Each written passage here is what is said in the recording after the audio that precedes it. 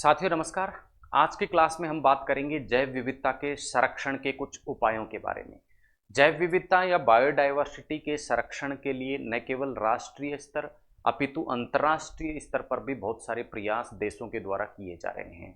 तो आज की जो हमारी क्लास केंद्रित रहेगी वो इस प्रकार के अंतर्राष्ट्रीय प्रयासों पर केंद्रित रहेगी कि क्या क्या अंतर्राष्ट्रीय स्तर पर प्रयास किए जा रहे हैं जिससे बायोडायवर्सिटी या जैव विविधता जो है उसको संरक्षित किया जा सके। तो आइए सबसे पहले सूची देखते हैं कि कौन कौन से इस प्रकार के प्रयास अंतर्राष्ट्रीय स्तर पर किए जा रहे हैं। पहला इस प्रकार का प्रयास है sites, convention on international trade off endangered species इसे बोला जाता है। विस्तार से सभी बिंदुओं की चर्चा आगे हम क्लास में करेंगे। अभी हम केवल एक सूची देख रहे हैं कि अंतर्राष्ट्रीय स्तर के प्रयास ऐसे कौन कौन से हैं।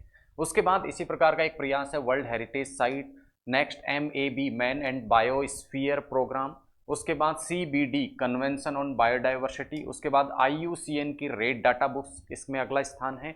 उसके बाद WWF बून कन्वेंशन, वेटलैंड कन्वेंशन या इसे रामासर कन्वेंशन भी कहा जाता है। इसी प्रकार Montreux record, global tiger forum और ग्लोबल टाइगर इनिशिएटिव, ये सभी इस प्रकार के अंतर्राष्ट्रीय प्रयास हैं जिनके द्वारा देश में किसी भी देश में क्या की जा सके, जैव विविधता का संरक्षण सुनिश्चित किया जा सके। तो आइए देखते हैं किस किस प्रकार के ये प्रयास हैं, इनकी विस्तार से हम चर्चा करते हैं। सबसे पहले बात करेंगे साइट्स की। साइट्स की यदि हम बात करें तो इसकी फुल फॉर्म हम देख चुके हैं। ये इसके पीछे की संस्था की यदि बात करें तो IUCN international union for conservation of nature and natural resources नाम की जो संस्था है जो कि अंतर्राष्ट्रीय स्तर पर कार्य करती है, उसका ये नवाचार है। और साइट्स के यदि सिद्धांत की हम बात करें तो साइट्स क्या है, एक प्रकार की संधि है जो विभिन्न देशों द्वारा आपस में बैठ के की जाती है। और इस संधि के तहत ये निश्चित किया जाता है प्रत्येक देश द्वारा कि वो अपने देश में क्या बनाएगा, जीव जंतुओं के व्यापार को नियमित करने के लिए। ध्यान रखना, प्रतिबंधित नहीं है। जीव जंतुओं का व्यापार प्रतिबंधित साइट्स के माध्यम से नहीं किया जाता अपितु रेगुलेट या नियमित किया जाता है, ना कि प्रतिबंधित किया जाता है। तो प्रत्येक देश जो इस संधि पर हस्ताक्षर कर देगा, साइट्स नाम की संधि पर हस्ताक्षर कर देगा, उस देश के लिए ये आवश्यक हो जाएगा कि वो अपने देश में जीव जंतुओं के व्यापार से संबंधी नियम बनाए। तो पहली चीज तो यहां से ये क्लियर होती कि साइट्स अपने आप में कोई नियम नहीं है। साइट्स एक संधि है जो सदस्य देश को इस प्रकार से बाध्य करती है कि वो अपने देश में जीव जंतुओं के व्यापार के संबंध में नियम बनाएगा, ठीक है, या कानून बनाएगा। पहली चीज तो ये क्लियर हुई।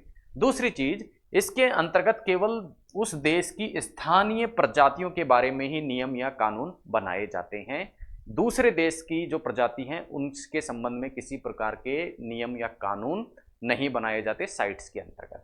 ये सबसे पहला प्रयास जो अंतर्राष्ट्रीय स्तर पर इस प्रकार से जैव विविधता के संरक्षण के लिए किया जाता है। जैव विविधता का संरक्षण किस प्रकार से होगा, क्योंकि जीव जंतुओं के व्यापार को जब क्या कर लिया जाएगा, नियमित कर लिया जाएगा कानून के माध्यम से, तो उनका अवैध जो व्यापार होता है उसमें कमी आएगी और इस प्रकार से जैव विविधता का संरक्षण होगा। नेक्स्ट इस प्रकार का प्रयास है वर्ल्ड हेरिटेज साइट, जिसे विश्व धरोहर स्थल के नाम से भी जाना जाता है। और इसके अंतर्गत क्या किया जाता है, किसी स्पेसिफिक स्थान को, किसी विशेष प्राकृतिक या सांस्कृतिक स्थान को क्या दिया जाता है, विश्व धरोहर स्थल का दर्जा दिया जाता है। और ये दर्जा यूनेस्को नाम की जो संस्था है, अंतर्राष्ट्रीय स्तर पर ये यूनेस्को नाम की संस्था कार्यरत है, इसके द्वारा ये दर्जा प्रदान किया जाता है। दूसरा, आपको जो बात ध्यान रखनी है यहाँ कि विश्व विरासत स्थल का दर्जा मिल जाने का तात्पर्य ये नहीं है कि उस जगह को या उस देश को किसी प्रकार की वित्तीय या तकनीकी सहायता यूनेस्को द्वारा दी जाएगी। ना तो कोई वरीयता प्राप्त होगी, ना ही कोई वित्तीय सहायता यूनेस्को द्वारा विश्व धरोहर स्थल का दर्जा प्राप्त करने पर उस स्थान को प्राप्त होगी। तो फिर आपके मन में प्रश्न उठेगा, तो फिर फायदा क्या है विश्व धरोहर स्थल किसी भी स्थान को घोषित करने का। तो विश्व धरोहर स्थल जो है वो घोषित करने से हालांकि वित्तीय सहायता या वरीयता तो नहीं मिलती है, लेकिन उस स्थल का जो महत्व है वो बढ़ जाता है। और जब किसी स्थल का महत्व बढ़ जाता है तो वो स्वतः ही क्या हो जाता है, संरक्षित हो जाता है। लोगों का फोकस उस पर बढ़ जाता है और वो स्थल क्या हो जाता है, संरक्षित हो जाता है। इस प्रकार से जैव विविधता का संरक्षण इस माध्यम से किया जाता है। और जैसे मैंने आपको बताया, विश्व धरोहर स्थल के रूप में जो मान्यता दी जाती है यूनेस्को द्वारा, वो दो कैटेगरीज, मोटे तौर पर तीन कैटेगरीज में दी जाती है। एक तो सांस्कृतिक और एक प्राकृतिक और एक मिश्रित। लेकिन मिश्रित प्राकृतिक और सांस्कृतिक का ही क्या है, मिला जोरा रूप है। तो दो रूपों में हम मान सकते हैं किसी स्थल को मान्यता दी जा सकती है। पहला, प्राकृतिक रूप में विश्व धरोहर स्थल के रूप में किसी स्थान को मान्यता दी जा सकती है यूनेस्को द्वारा यदि वहां पर विशिष्ट प्रकार की प्राकृतिक सुंदरता हो, या कोई विशिष्ट प्राकृतिक प्रक्रिया हो, या कोई विशेष भूगर्भिक प्रक्रिया, या कोई विशेष पर्यावरणीय प्रक्रिया, या उस स्थान पर किसी विशेष प्रकार की संकटापन्न प्रजाति का क्या हो, आवास हो, तो उस स्थिति में यूनेस्को उस स्थल को प्राकृतिक श्रेणी में क्या दे सकता है, विश्व धरोहर स्थल का दर्जा दे सकता है। दूसरा, सांस्कृतिक श्रेणी में भी विश्व धरोहर स्थल का दर्जा यूनेस्को द्वारा दिया जाता है। और उसके लिए शर्तें क्या हैं, या तो वो स्थल विशिष्ट मानव आकृति हो, विशेष प्रकार की मानव आकृति वहां पे बनी हुई हो, या फिर विशेष प्रकार का स्मारक या सांस्कृतिक स्थल हो, या विशेष सांस्कृतिक इमारत हो, या विशिष्ट धरातलीय संरचना या समुद्रीय संरचना हो, या फिर विशिष्ट कोई साहित्यिक कार्य किया गया हो। तो आपको ध्यान रखना है, सांस्कृतिक विश्व धरोहर स्थल के रूप में साहित्यिक रचना के आधार पर भी उसे क्या दिया जा सकता है, विश्व धरोहर स्थल का दर्जा दिया जा सकता है। नेक्स्ट यदि हम बात करें तो वो है मैन एंड बायोस्फीयर प्रोग्राम, जिसके द्वारा जैव विविधता का संरक्षण का प्रयास अंतर्राष्ट्रीय स्तर पर किया जाता है। मैन एंड बायोस्फीयर प्रोग्राम जो है वो भी किसका प्रोग्राम है, यूनेस्को का एक प्रोग्राम है, और ये एक अंतर सरकारी वैज्ञानिक कार्यक्रम है। अंतर सरकारी वैज्ञानिक कार्यक्रम का तात्पर्य क्या है, विभिन्न देशों की जो सरकारें हैं वो आपस में क्या करती हैं, इसके संदर्भ में भाग लेती हैं जैव विविधता के संरक्षण में। और इसके अंतर्गत क्या जाता है, मानव और पर्यावरणीय कल्याण सुनिश्चित किया जाता है। कैसे, प्राकृतिक संसाधनों का प्रबंधन करके।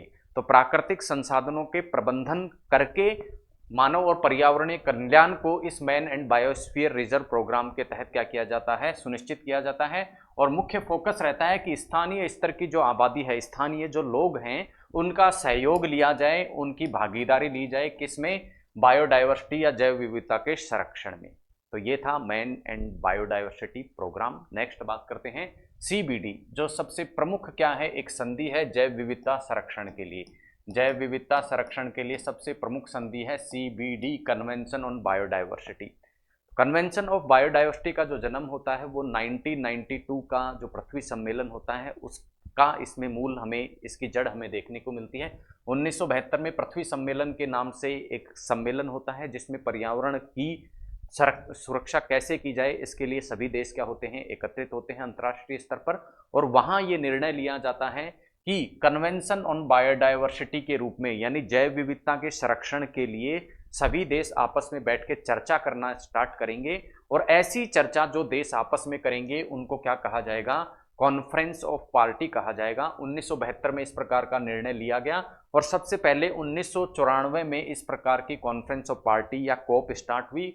1994 में जो पहली कॉन्फ्रेंस ऑफ पार्टी संदर्भ में हुई उसको कोप 1 कह दिया गया। उसके बाद कोप 1 के पश्चात भी कुछ महत्वपूर्ण कॉन्फ्रेंस ऑफ पार्टी इस संबंध में होती हैं, CBD या कन्वेंशन ऑन बायोडाइवर्सिटी के संदर्भ में होती हैं। उनमें से प्रमुख है पहला कोप 5। कोप 5 जो कि 2000 में संपन्न हुआ था, इसे कार्टिजियाना प्रोटोकॉल भी बोला जाता है क्योंकि यहाँ से कुछ नियम निकल के आए जो कार्टिजन प्रोटोकॉल कहलाते हैं। और ये नियम किसके बारे में थे, living modified organism. Living modified organism मतलब जेनेटिकली मॉडिफाइड जो ऑर्गेनिज्म होते हैं, बायोटेक्नोलॉजी का प्रयोग करते हुए जीव जंतुओं में कुछ गुणों का यदि विकास किया जाता है, उनका यदि एक देश से दूसरे देश में हस्तांतरण हो तो वो किस प्रकार से सुरक्षित तरीके से हो। क्योंकि एक देश के लिए हो सकता है कोई प्रजाति, कोई पादप की प्रजाति क्या हो, फिट बैठती हो, लेकिन दूसरे देश में जाकर वो प्रजाति वहां की स्थानीय प्रजाति को नुकसान पहुंचाए। तो कुछ नियम इसके लिए निर्धारित किए गए कि ऐसे पादप जिनमें जेनेटिकली मॉडिफिकेशन किया जाएगा, जिन्हें LMO लिविंग मॉडिफाइड ऑर्गेनिज्म कहा जाएगा, उनका एक देश से दूसरे देश में स्थानांतरण सुरक्षित प्रकार से हो ताकि वहां की स्थानीय प्रजाति को वो नुकसान ना पहुंचाए, स्थानीय पर्यावरण को वो नुकसान ना पहुंचाए।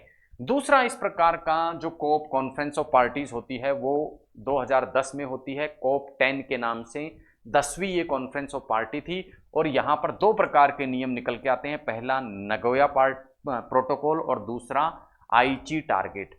नगोया जो प्रोटोकॉल होता है वो मुख्य रूप से होता है इक्वल शेयरिंग, जैविक संसाधनों की जो है उनके लाभों का इक्वल शेयरिंग हो, समान रूप से वितरण हो। अब इसका अर्थ क्या होता है, देखिए जैविक संसाधन मतलब कोई भी स्थानीय प्रजाति है, अब उस स्थानीय प्रजाति का उपयोग करते हुए, जैसे फॉर एग्जांपल भारत के संदर्भ में लेते हैं नीम का प्रयोग करते हुए मान लो कोई एमएनसी क्या बनाती है, एक कोई प्रोडक्ट बना देती है। तो चूंकि नीम क्या है, स्थानीय स्तर का उत्पाद था, तो लाभ में से हिस्सा इस एमएनसी को उस स्थानीय स्तर के क्षेत्र को भी देना होगा। इस प्रकार के नियम किसमें बनाए गए, नगोया प्रोटोकॉल में बनाए गए, जिसे इक्वल शेयरिंग ऑफ प्रॉफिट के नाम से जाना गया। जैविक संसाधनों से जो लाभ प्राप्त करेगा कोई भी संस्था, उनका स्थानीय क्षेत्र के साथ में भी उचित रूप से बंटवारा किया जाएगा, ऐसा इस कॉन्फ्रेंस ऑफ पार्टीज में कहा गया। इसी कॉन्फ्रेंस ऑफ पार्टी में दूसरे प्रकार के जो नियम बनाए गए उन्हें आईची टारगेट बोला गया। और ये आईची टारगेट जैव विविधता का संरक्षण किस प्रकार से किया जाए ताकि स्थानीय क्षेत्र में गरीबी दूर हो सके और वहां पर विकास जो है वो अग्रसर हो सके। तो कहने का तात्पर्य है इसमें जैव विविधता के संरक्षण के साथ साथ गरीबी उन्मूलन और विकास को भी जैव विविधता के साथ में जोड़ा गया। गरीबी उन्मूलन और विकास के साथ जैव विविधता का संरक्षण इस आईची टारगेट का लक्ष्य था। और इसके लिए दो प्रकार के लक्ष्य निर्धारित किए गए, डिसाइड किए गए। एक था अल्पकालिक लक्ष्य और एक दीर्घकालिक लक्ष्य। दीर्घकालिक लक्ष्यों को कब तक प्राप्त करना है, 2050 तक का प्राप्त करना है। और जैव विविधता के संरक्षण के लिए इन नियमों के अंतर्गत, इन आईची टारगेट के अंतर्गत वन कटाई पर रोक, अस्थानीय प्रजाति, जो कि अस्थानीय प्रजाति मतलब जो सामान्य रूप से उस स्थान पर नहीं पाई जाती, उन पर रोक, इसके अलावा मरुस्थलीकरण को 50% से कम करने जैसे टारगेट रखे गए, जैसे लक्ष्य रखे गए। ये था COP 5, COP 10, जिसके अंतर्गत दो प्रकार के प्रोटोकॉल, नगोया और आईची टारगेट। ये था कन्वेंशन ऑन बायोडायवर्सिटी। उसके बाद में एक प्रमुख प्रोग्राम अंतर्राष्ट्रीय स्तर पर जो जैव विविधता के संरक्षण को सुनिश्चित करता है वो है IUCN की रेड डाटा बुक। IUCN एक अंतर्राष्ट्रीय संस्था है, international union for conservation of nature and natural resources नाम की ये संस्था है, जो जैव विविधता के संरक्षण की दिशा में प्रयास करती है। और इसी दिशा में इसका एक डॉक्यूमेंट इसके द्वारा जारी किया जाता है जिसे रेड डाटा बुक कहा जाता है। और इस रेड डाटा बुक में विभिन्न प्रकार की कैटेगरीज में विश्व की जितनी भी प्रजातियां हैं उनको रखा जाता है। और इससे इसका फायदा क्या होता है कि ऐसी प्रजातियां जो कि संकटापन्न होती हैं, संकटापन्न मतलब जिनके अस्तित्व को संकट है, उनका वर्गीकरण हो जाता है। और वर्गीकरण होने से उनकी सुरक्षा की दिशा में क्या किए जा सकते हैं, प्रयास किए जाते हैं। और विशेष रूप से ये ध्यान रखना है कि रेड डाटा बुक में पादप और जंतु दोनों प्रकार की प्रजातियों का ही वर्गीकरण किया जाता है। ऐसा नहीं कि केवल जंतु जाति या केवल पादप जाति के जो पादप जाति के जो सदस्य हैं उनका वर्गीकरण कर दिया जाए। दोनों ही प्रकार की जो जातियां होती है, चाहे वो पादप हो चाहे जंतु हो, उनकी प्रजातियों का वर्गीकरण रेड डाटा बुक में किया जाता है। दो प्रकार के पेज रेड डाटा बुक में देखने को मिलते हैं। पहला पिंक पेज, और पिंक पेज में उन प्रजातियों के बारे में बताया जाता है जो कि क्रिटिकली एंडेंजर्ड हैं, यानी बहुत अधिक खतरा है उनको, तुरंत ही वो समाप्त होने वाली हैं निकट भविष्य में, उनको रखा जाता है कहां पे, पिंक पेजेस के अंदर। और दूसरे प्रकार के पेजेस इसमें होते हैं वो होते हैं ग्रीन पेजेस।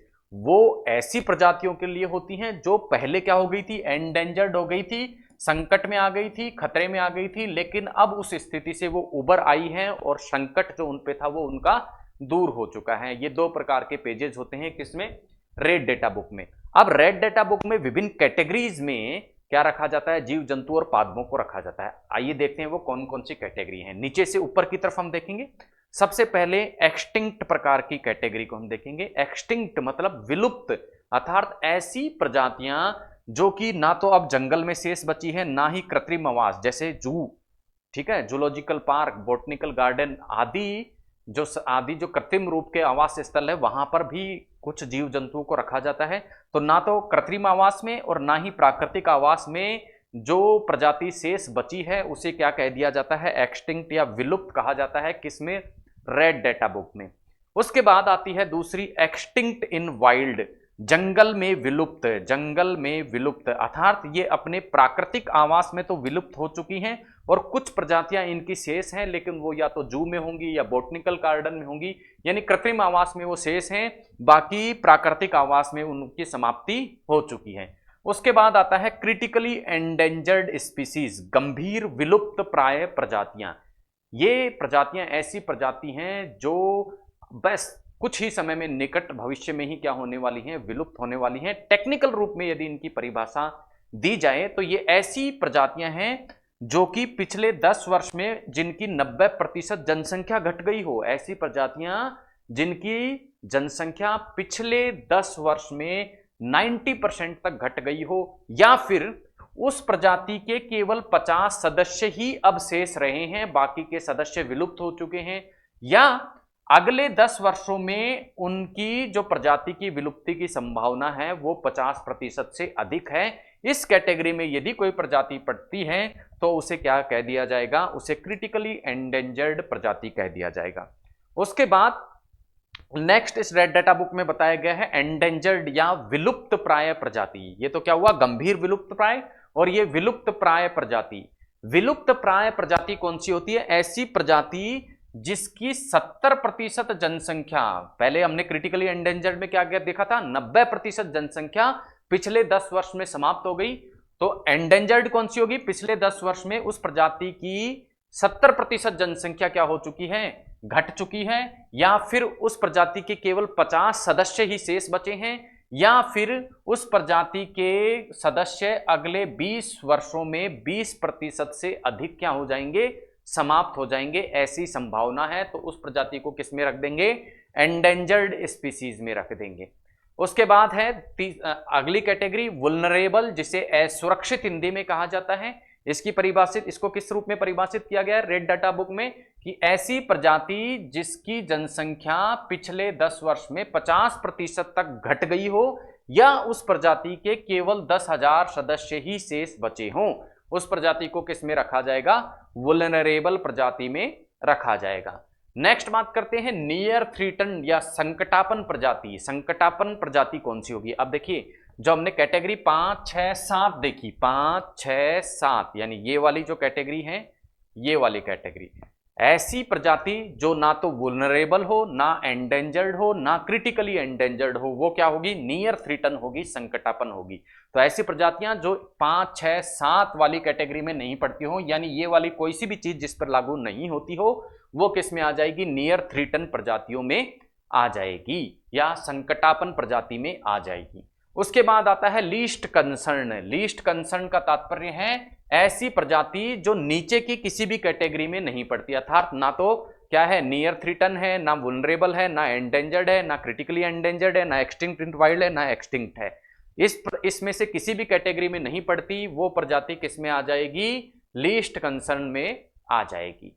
नेक्स्ट है डेटा डेफिशिएंट। डेटा डेफिशिएंट प्रजाति का तात्पर्य है ऐसी प्रजाति जिसके संबंध में आंकड़ों का अभाव हो, अर्थात ज्ञात ही नहीं हो कि कितने सदस्य इस प्रजाति के शेष रह गए हैं, तो वो क्या हो गई, डाटा डेफिशिएंट। और पहले प्रकार की कैटेगरी है नॉट इवोल्यूटेड। नॉट इवोल्यूटेड का तात्पर्य ऐसी प्रजातियां जिनका रेड डेटा बुक के संदर्भ में क्या नहीं किया गया हो, आकलन ही नहीं किया गया हो, उनके मूल्यांकन करने की कोशिश ही नहीं की गई हो, वो किस में आते हैं, नॉट इवोल्यूटेड डेटा में आते हैं। तो इस प्रकार हम देख सकते हैं रेड डेटा बुक के अंतर्गत विभिन्न प्रजातियों को 9 प्रकार की श्रेणियों में क्या किया जाता है, वर्गीकृत किया जाता है। इससे फायदा क्या होता है, उन प्रजातियों के बारे में हमें पता लग जाता है जो क्या है, विलुप्त हैं या विलुप्त होने की कगार पे हैं, एंडेंजर्ड है, असुरक्षित हैं और संकटापन है। तो इनकी सुरक्षा के लिए अलग अलग प्रकार से फिर प्रयास जारी कर दिए जाते हैं। ये थी रेड डेटा बुक IUCN की। अगला अंतरराष्ट्रीय प्रयास जो कि जैव विविधता के संरक्षण के लिए किया जा रहा है वो जाना जाता है बून कन्वेंशन के नाम से। किसके नाम से, बून कन्वेंशन के नाम से। और बून कन्वेंशन एक अंतरराष्ट्रीय संधि है। किस बात के लिए अंतरराष्ट्रीय संधि, प्रवासी प्रजाति। प्रवासी प्रजाति मतलब ऐसी प्रजाति जो एक देश से दूसरे देश में क्या करती है, प्रवास करती है, चली जाती है, उनके संरक्षण के लिए किस प्रकार की संधि अंतरराष्ट्रीय स्तर पर की गई है, बून कन्वेंशन नाम से संधि। और इसमें प्रवासी पक्षी और प्रवासी पक्षियों के अलावा अन्य प्रकार के जो प्रवासी जीव हैं उनके संरक्षण के लिए कुछ नियम निर्धारित किए जाते हैं। भारत में आने वाले यदि प्रवासी पक्षियों की हम बात करें तो 2 ऋतुओं में भारत में दूसरे देशों से प्रवासी पक्षी आते हैं। पहली ऋतु है सर्दी। सर्दी में भारत में साइबेरियन सारस साइबेरिया इलाके से और एक फ्लेमिंगो नाम का पक्षी भारत में आता है। इसी प्रकार गर्मियों में जो प्रवासी जीव जंतु भारत आते हैं उनमें से एक है एशियन कोयल और दूसरी है काले सिर वाला बगला। सभी के इमेज आपको यहाँ तस्वीर में यहाँ आपको स्क्रीन पर दिखाई दे रही है। कुछ सर्दी में आते हैं और कुछ गर्मी में आते हैं। इनके संबंध में बून कन्वेंशन बना के नियम निर्धारित कर दिए जाते हैं ताकि इनके संरक्षण को सुनिश्चित किया जाए। अगला जैव विविधता का संरक्षण का अंतरराष्ट्रीय स्तर का प्रयास है WWF, जिसे world wide fund for nature के नाम से जाना जाता है। इसका एक पुराना नाम था फाउंडेशन प्लेटफॉर्म फॉर F20, उसी का ये भाग था। और विशेष बात आपको ध्यान रखनी है, कई बार इससे परीक्षा में प्रश्न पूछा गया है कि हालांकि ये एक अंतरराष्ट्रीय संस्थान है लेकिन ये अंतर सरकारी संस्था नहीं है, ये क्या है, एनजीओ है, एक एनजीओ है। अंतरराष्ट्रीय स्तर का क्या है, अंतरराष्ट्रीय स्तर पर कार्यरत एक एनजीओ है, कोई अंतर सरकारी संस्थान नहीं है। सबसे पहली चीज तो ये ध्यान रखना है WWF के बारे में। हेडक्वार्टर की यदि हम बात करें तो WWF का हेडक्वार्टर है ग्लैंड, स्विट्जरलैंड नाम के स्थान पर, और इसके द्वारा एक विशेष प्रकार के कुछ रिपोर्ट्स जारी की जाती हैं। उन रिपोर्ट्स में से एक है लिविंग प्लेनेट रिपोर्ट, इसी प्रकार से लिविंग प्लेनेट इंडेक्स इनके द्वारा जारी किया जाता है। अर्थ आवर नाम से एक नवाचार इसके द्वारा जारी किया गया है। यह अर्थ आवर क्या है इसको भी हम समझेंगे। अर्थ फॉर नेचर स्वैप नाम का एक नवाचार भी इसके द्वारा जारी किया गया है। इसी प्रकार इकोलॉजिकल फुटप्रिंट कैलकुलेशन नाम से ये एक रिपोर्ट भी जारी करती है। समझते हैं हम अर्थ आवर को। अर्थ आवर क्या है, नवाचार है किसका, WWF का, और इसके अंतर्गत क्या किया जाता है, प्रत्येक देश में जो इसके तहत क्या होता है, इस WWF के तहत इस अर्थ आवर के नवाचार को स्वीकार करता है, वो देश अपने देश में प्रत्येक वर्ष क्या करता है, स्वैच्छिक रूप से 1 घंटे के लिए समस्त विद्युत या बिजली को क्या रखता है, बंद रखता है। और ऐसा प्रायः मार्च का जो शनिवार होता है, मार्च का जो अंतिम शनिवार होता है उस महीने में किया जाता है, जिसे अर्थ आवर नवाचार के नाम से जाना जाता है। और ये जो WWF जिसके तहत ये प्रोग्राम चलता है अर्थ आवर, वो संस्थागत और निजी वित्त दोनों ही प्रकार के वित्त के द्वारा अपने संचालन को क्या देता है, अंजाम देता है। अर्थात इंस्टीट्यूशनल फाइनेंस भी इसे प्राप्त होता है और कुछ निजी इन्वेस्टर भी इसमें निवेश करते हैं, किसकी सुरक्षा के लिए, पर्यावरण और बायोडाइवर्सिटी की सुरक्षा के लिए, और उनके माध्यम से ये अपनी गतिविधियों का संचालन करता है। कार्य क्या है WWF का, जैव विविधता और पर्यावरण संरक्षण के संदर्भ में ये कार्य करता है। नेक्स्ट जो अंतर्राष्ट्रीय प्रयास है जैव विविधता का संरक्षण का, वो है वेटलैंड कन्वेंशन या रामासर कन्वेंशन इसे बोला जाता है। और ये फोकस करता है किस पर, जो वेटलैंड है, वेटलैंड मतलब दलदली जो क्षेत्र में जो आवास पाए जाते हैं, प्राकृतिक आवास पाए जाते हैं, उनके संरक्षण पर ये मुख्य रूप से फोकस करता है। और इस वेटलैंडों के संरक्षण बुद्धिमत्ता पूर्ण उपयोग पर क्या करता है, ये बल देता है और इसके लिए ये कोऑर्डिनेशन का प्रयास करता है। ठीक है, रिसर्च और कोऑर्डिनेशन का ये प्रयास करता है। अंतर्राष्ट्रीय महत्व का दर्जा दे देता है कुछ वेटलैंडों को, कौन, वेटलैंड कन्वेंशन। लेकिन आपको ध्यान रखना है कि जैसे हमने देखा था यूनेस्को विश्व धरोहर स्थल का दर्जा प्राप्त होने पर किसी भी क्षेत्र को कोई विशिष्ट वरीयता या वित्तीय सहायता नहीं मिलती, उसी प्रकार वेटलैंड कन्वेंशन के अंतर्गत भी यदि किसी वेटलैंड को क्या हो गया, अंतर्राष्ट्रीय महत्व का दर्जा दे दिया गया, तो भी उसे किसी प्रकार की वित्तीय सहायता या किसी विशिष्ट वरीयता उसको प्राप्त नहीं होती है। इस प्रकार का प्रश्न आपसे पूछा जा सकता है। एक स्टेटमेंट दिया जा सकता है कि क्या रामासर कन्वेंशन या वेटलैंड कन्वेंशन के अंतर्गत किसी वेटलैंड को विशिष्ट दर्जा या अंतर्राष्ट्रीय महत्व का दर्जा दे दिया जाए तो क्या उसे विशेष प्रकार की वित्तीय सहायता दी जाती है, तो ये स्टेटमेंट क्या होगा, रॉन्ग होगा। किसी प्रकार की वित्तीय सहायता इसे नहीं मिलती है, क्या, अंतर्राष्ट्रीय महत्व का वेटलैंड घोषित होने पर भी। नेक्स्ट हम बात करते हैं मॉन्ट्रियल रिकॉर्ड के। अब ये मॉन्ट्रियल रिकॉर्ड क्या है, एक्चुअल में ये एक रजिस्टर है, एक सूची है। किस चीज की सूची है, रामासर कन्वेंशन के अंतर्गत ऐसे वेटलैंड जिनको क्या दिया जाता है, अंतर्राष्ट्रीय महत्व का घोषित कर दिया जाता है। तो ऐसे सभी वेटलैंड जो विभिन्न देशों में अंतर्राष्ट्रीय महत्व के घोषित कर दिए जाते हैं, उनका एक रजिस्टर जब बनाया जाता है तो उसे मॉन्ट्रियक्स रिकॉर्ड कह दिया जाता है। क्या कह दिया जाता है, मॉन्ट्रियक्स रिकॉर्ड कह दिया जाता है। मॉन्ट्रियल रिकॉर्ड अलग है और मॉन्ट्रियक्स रिकॉर्ड अलग है, ध्यान रखना आपको।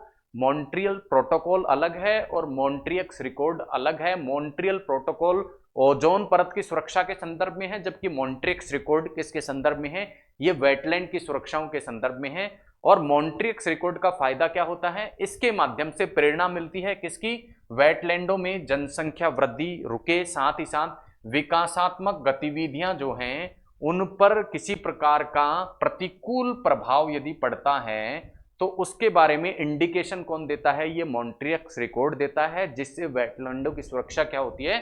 सुनिश्चित होती है। अब भारत में भी मॉन्ट्रियल्स रिकॉर्ड के अंतर्गत कुछ विशेष प्रकार के वेटलैंडों को सम्मिलित किया गया है। उनमें से एक है चिल्का झील, दूसरी है लोकटक झील जो कि मणिपुर में है, और तीसरी है केवलादेव राष्ट्रीय उद्यान जो कि भरतपुर में है। इन तीनों मॉन्ट्रियल्स रिकॉर्ड के अंतर्गत शामिल जो भारत के वेटलैंड हैं, उन पर पड़ने वाले प्रतिकूल प्रभावों को भी मॉन्ट्रियल्स रिकॉर्ड में दर्शाया जाता है। तो मॉन्ट्रियल्स रिकॉर्ड में न केवल वेटलैंडों की सूची दिखाई जाती है, अपितु उन पर किसी प्रकार का प्रतिकूल प्रभाव पड़ रहा होता है उसके बारे में भी बताया जाता है। जैसे चिल्का झील का जो वेटलैंड है वहां पर बालू के जमाव के कारण उसको खतरा है। इसी प्रकार लोकटक झील में अवनीकरण या वनों की कटाई के कारण उसको खतरा है। इसी प्रकार केवलादेव राष्ट्रीय उद्यान में जल की कमी और पशुचारण के कारण उसको खतरे की बात कही गई है। ये था मॉन्ट्रियक्स रिकॉर्ड। नेक्स्ट है ग्लोबल टाइगर फोरम व ग्लोबल टाइगर इनिशिएटिव। पहले बात करते हैं ग्लोबल टाइगर फोरम की। ग्लोबल टाइगर फोरम क्या है? एक अंतर सरकारी अंतरराष्ट्रीय संगठन है। अंतर सरकारी मतलब विभिन्न देशों की सरकारें इसमें क्या है? सदस्यों के रूप में शामिल हैं। बाघों के शिकार को रोकता है और उनके प्राकृतिक आवास की उपलब्धता सुनिश्चित करने के प्रयास ये करता है। ठीक है, और इसके लिए तकनीकी सहायता सदस्य देशों को देता है। ये कौन सा था? Global tiger forum. इसी प्रकार का दूसरा प्रयास है ग्लोबल टाइगर इनिशिएटिव। ध्यान रखना अंतर है, ग्लोबल टाइगर फोरम है और ये ग्लोबल टाइगर इनिशिएटिव है। वो क्या था? अंतरराष्ट्रीय स्तर का अंतर सरकारी संस्थान था, जबकि यहां ग्लोबल टाइगर इनिशिएटिव के अंतर्गत सरकारें भी, एनजीओ भी, सिविल सोसाइटी भी और निजी संस्थाएं भी। वहां सरकारें आपस में मिलकर कार्य करती हैं, यहां पर सरकारें, एनजीओ, सिविल सोसाइटी और निजी संस्था सभी मिलकर कार्य करती हैं। किसकी दिशा में? बाघ संरक्षण की दिशा में। वित्तीय सहायता भी इसके तहत उपलब्ध कराई जाती है। वहां वित्तीय सहायता नहीं थी, केवल तकनीकी सहायता उपलब्ध कराई जा रही थी। साथ ही साथ टाइगर्स या बाघों के अवैध व्यापार को ये रोकता है और बाघों के वैज्ञानिक प्रबंधन पर ये जोर देता है। तो ये थे कुछ अंतर्राष्ट्रीय स्तर के प्रयास जो जैव विविधता के संरक्षण के लिए किए जा रहे हैं। मिलते हैं अगली क्लास में, और अगली क्लास में बात करेंगे जैव विविधता के संरक्षण के कुछ राष्ट्रीय प्रयासों के बारे में। तब तक के लिए धन्यवाद। जय हिंद।